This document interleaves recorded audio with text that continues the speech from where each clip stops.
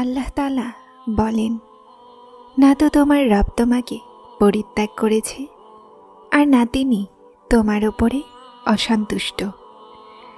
আল্লাহই তোমার প্রথম আশ্রয় ছিলেন, আর আল্লাহই তোমার শেষ আশ্রয়। তুমি কতটাই গুনাহগার হও না কেন, কতটাই নফরমান হও না কেন, যখনই তুমি তাকে ডাকবে উনি তোমাকে জবাব দিবেন। তুমি ফিরে আসতে দেরি করো, কিন্তু তিনি দেরি করেন না। উনি শুধুমাত্র ধরে নেন আর রহম করে দেন। সেই সময় দূরে নেই যখন তোমাকে তোমার রব এতটা দিবেন যে তুমি খুশি হয়ে যাবে, আর তকদির আল্লাহর একটা ইশারাতে বদলে যায়। আমরা কোন শুধুমাত্র পড়ি, কিন্তু ফায়াকুনের ওপরে বিশ্বাস রাখে না। বরং আল্লাহ আর মানুষের মধ্যে সবচেয়ে গভীর সম্পর্ক বিশ্বাসেরই তো। তুমি তাওয়াক্কুল তো রাখো, উনি উত্তম নিয়ে সর্বোত্তম দিবেন। কাউকে জলদি দিয়ে দেন, আর কারো আওয়াজ হয়তো তিনি বারবার শুনতে চান। আর কতটাই সৌভাগ্যবান সেই মানুষেরা যাদের আওয়াজকে তিনি শুনতে চান, আর দানও করেন ভাবনার চেয়ে বেশি। আমার আল্লাহ অনেক গফুরুর রহিম। আল্লাহ তাআলার ওয়াদা আছে যে যা তোমার নসিবে আছে সেটা তুমি অবশ্যই পাবে, যদিও সেটা 2 পাহাড়ের নিচেই কেন না থাক। আর যা তোমার নসিবে নেই সেটা তুমি কখনোই পাবে না, হোক সেটা 2 ঠোঁটের মাঝে। মানুষের কাজ শুধুমাত্র ভাবা যে এমন করব অমন করব, আর যখন জীবন আমাদের ভাবনার মোতাবেক না চলে তো আমরা চিন্তিত হয়ে যাই। কিন্তু নসিব আর ভাগ্যের খবর তো শুধুমাত্র আল্লাহই জানেন না। সামনে কি হবে, কিভাবে হবে, সব কিছু আল্লাহ জানেন। আমাদের তো শুধুমাত্র আন্দাজা থাকে জীবনকে নিয়ে। জানতে তো কেউই কোনো কিছুই পারে না। তাহলে কালকে নিয়ে চিন্তিত কেন আছো? কেন এটা ভেবে ভেবে চিন্তিত হয়ে আছো যে যদি এমন না হয় তো কি হবে? যেখানে জিনিসগুলো মানুষের সাধ্যের বাইরে হতে লাগে সেখানেই দোয়াগুলো কাজ করতে লাগে। তোমার চাওয়া অনেক দোয়াগুলো আল্লাহর কাছে গিয়ে তোমার খুব সুন্দর নসিবের সুপারিশ করে। কিন্তু দোয়াগুলোই তো ভাগ্যকে খুব সুন্দর বানায়। আল্লাহ তাআলা পরীক্ষা নেন, তোমার সবরের পরীক্ষা। তোমার দোয়াগুলোর অপেক্ষা, তাওয়াক্কুলের অপেক্ষা, তোমার অপেক্ষার পরীক্ষা, সহ্যের পরীক্ষা।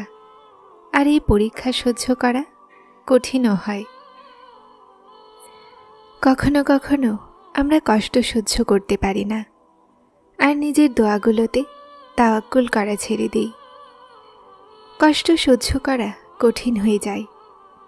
দীর্ঘ অপেক্ষা মনকে ক্লান্ত করে দেয়।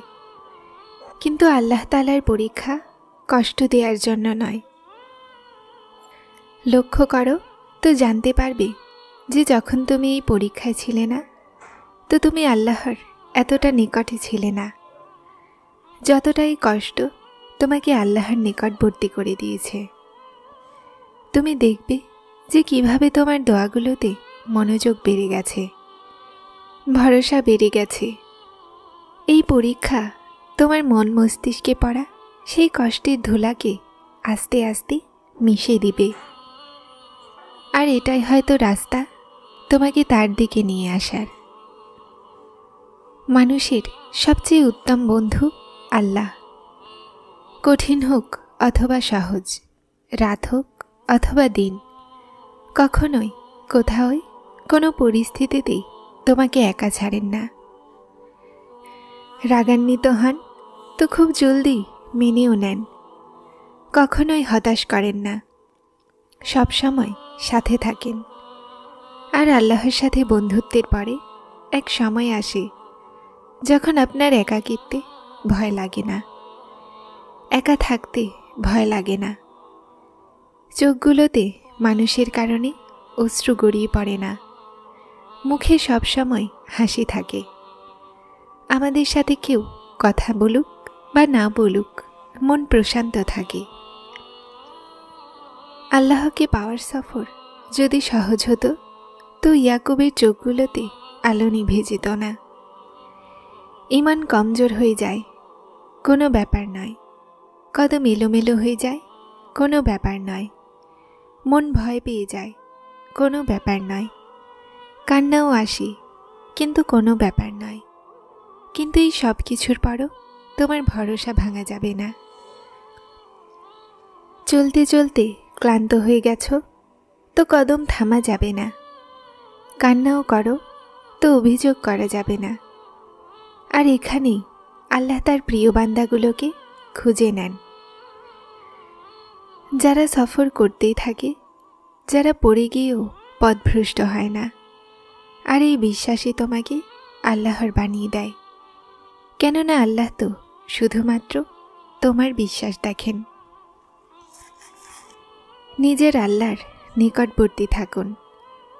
তার থেকে যখন দূরে সরতে লাগো তো দোয়া করতে থাকো যে ইয়া আল্লাহ, কখনো আপনার থেকে আমাকে দূরে করেন না। আল্লাহকে এজন্য ভালোবাসা যায় না যে আমাদের তার প্রয়োজন। প্রয়োজনের নয়, আল্লাহ জীবনের অংশ, আল্লাহ জীবনের উদ্দেশ্য। যাদের সকাল ফজর থেকে শুরু হয় অথবা তাহাজ্জুদ থেকে আর শেষ এশাতে হয়, তাদের মনকে কোনো হার অথবা দুঃখের ভয় থাকে না। সহ্য করে নেয় তারা, মেনে নেয় তারা, কেননা তাদের আশ্রয় এক আল্লাহ। আর যখন তুমি তার দেয়া পরীক্ষায় সবর করে নাও, তার সন্তুষ্টির সামনে মাথা ঝুঁকিয়ে নাও, তো তিনি তোমাকে বেছে নেন নিজের মনের পছন্দমতো বান্দার মাঝে। এই চিন্তা, এই চেষ্টা, এই অশ্রু তো সব কিছু সারা জীবনের জন্য নয়। আপনার সমস্ত দোয়াগুলো, সমস্ত চাওয়া বৃথা যাবে না। তার উপরে বিশ্বাস স্থাপনকারীরা তারপর কখনো হতাশ হয় না। তার উপরে বিশ্বাস স্থাপনকারীদের জন্য তারপর মজেজা হয়। সবর করলে তাদেরকে তাদের চাওয়ার থেকেও বেশি দান করেন। একদিন তোমার চোখগুলো দোয়াগুলোর কবুলিয়ত দেখতে পাবে। বিশ্বাস রাখো তার ওপরে। তাকদির আর ভাগ্যের থেকে বেশি শক্তি দোয়াগুলোর মাঝে আছে, যা আরশকেও নড়াতে পারে। দোয়া সেই শক্তি রাখে যে যা আপনার তকদিরে নেই সেটাও আপনার করতে পারে। আর যদি আপনার মনে হয় কোনো জিনিস তকদিরে নাও লেখা আছে, তো তারপরও দোয়া করা উচিত, কেননা তকদিরের সামনে আমরা নিরুপায়, তকদির লিখনেওয়ালা নয়। আর দোয়া তো তকদিরকে সেই সময়ও বদলাতে পারে যখন সেই ফায়সালা কোণের সারিতে দাখিল হয়ে যায়। সিজদা সেই মুহূর্ত যখন আল্লাহ আর বান্দার মাঝে কোনো তৃতীয় কেউ থাকে না। নীরব কথোপকথন হয়, কোনো পর্দা থাকে না। সব কথার বয়ান হয়, গোপন কোনো কথা থাকে না। তিনি বুঝে নেন না বলেই সব কথা। বিশ্বাস তো সমুদ্রের মাঝেও রাস্তা বানিয়ে দেয়।